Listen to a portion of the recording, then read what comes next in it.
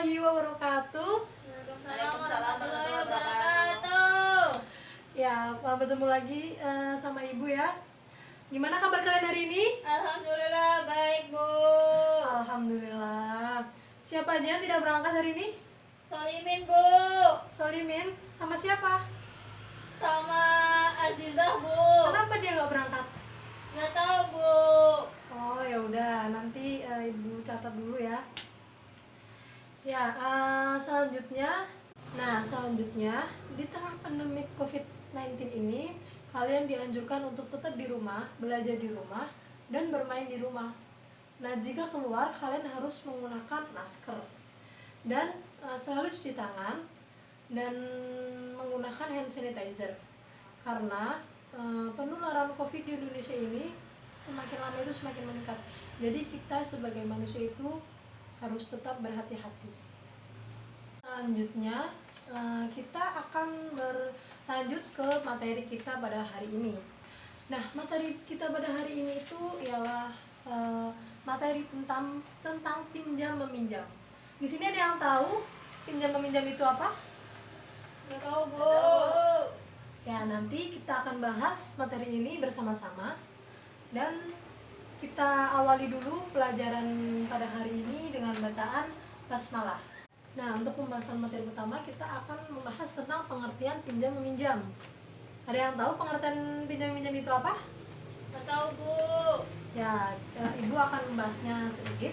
Pengertian pinjam meminjam itu merupakan memanfaatkan barang atau uang dari sementara waktu.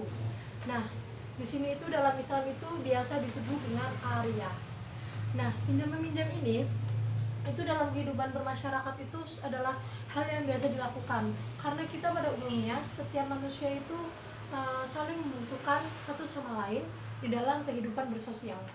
Nah, pada hukum meminjam ini itu yang pertama itu mubah. Mubah itu adalah hukum asal dari hukum pinjam meminjam yang bisa dikatakan boleh ya. Nah, pinjam meminjam ini dikatakan hukumnya sunnah itu karena semisal kita itu meminjamkan suatu uang atau suatu barang kepada orang yang sedang membutuhkan atau lebih membutuhkan dari kita. Nah, itu kita itu boleh meminjamkannya. Semisal kita meminjamkan mobil kepada orang atau tetangga kita yang sedang sakit untuk dibawa ke rumah sakit. Nah, di situ hukumnya itu sunnah. Nah, selanjutnya hukum pinjam meminjam yang dikatakan wajib. Nah, di sini itu kita itu sebagai umat manusia itu harus saling membantu. Nah, jika kita memiliki rezeki lebih atau harta yang lebih, kita itu bisa meminjamkannya kepada tetangga kita. Ya, misal dia itu sedang sangat membutuhkan biaya pengobatan. Nah, di sini tuh kita dikatakan mempunyai hukum wajib untuk meminjamkan kepada tetangga kita yang lebih membutuhkan. Nah, selanjutnya hukum pinjam meminjam dikatakan haram. Dikatakan haram itu jika kita meminjamkan suatu barang atau uang kepada orang lain, itu nanti digunakannya itu untuk berjudi atau hal-hal yang mengandung keharamannya sendiri. Nah, di situ tuh kita tuh tidak boleh atau diharamkan untuk meminjamkan uang kita atau meminjamkan barang kita untuk hal-hal yang tidak ada yang banyak mudorotnya gitu. Nah, di sini kalian sudah paham apa saja hukum-hukum dari pinjam meminjam ini? Sudah, Bu. Ada yang ditanyakan dari materi ini? Nggak ada, Bu. Nah, kita lanjut ke pembahasan selanjutnya. Selanjutnya ada rukun pinjam meminjam. Nah, rukun pinjam meminjam ini ada 5. Yang pertama itu adalah mu'ir atau orang yang meminjami.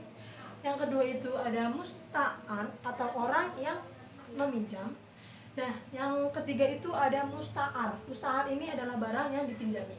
Nah, yang keempat itu ada batas waktu.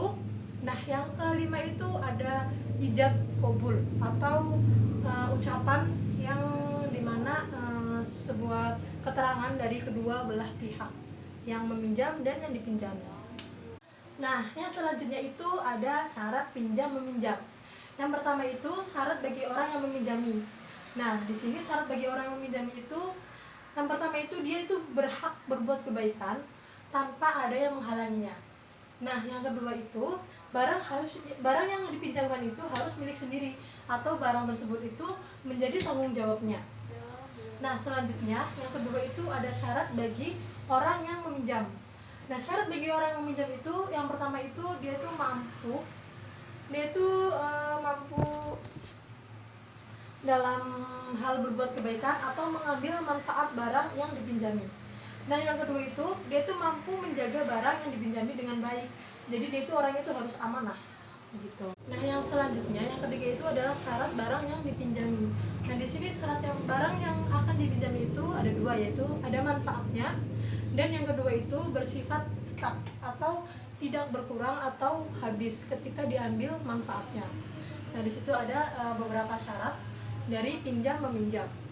Ya, di sini ada materi selanjutnya. Tapi sebelum kita beralih ke materi selanjutnya, kita tepuk semangat dulu ya, biar kalian itu tidak pada ngantuk. Nah, tepuk semangat. Semangat. Ya, biar kalian nggak ngantuk ya. Jadi tetap fokus ke materi. Ya, materi selanjutnya itu adalah beberapa catatan dari pentingnya dalam pinjam meminjam.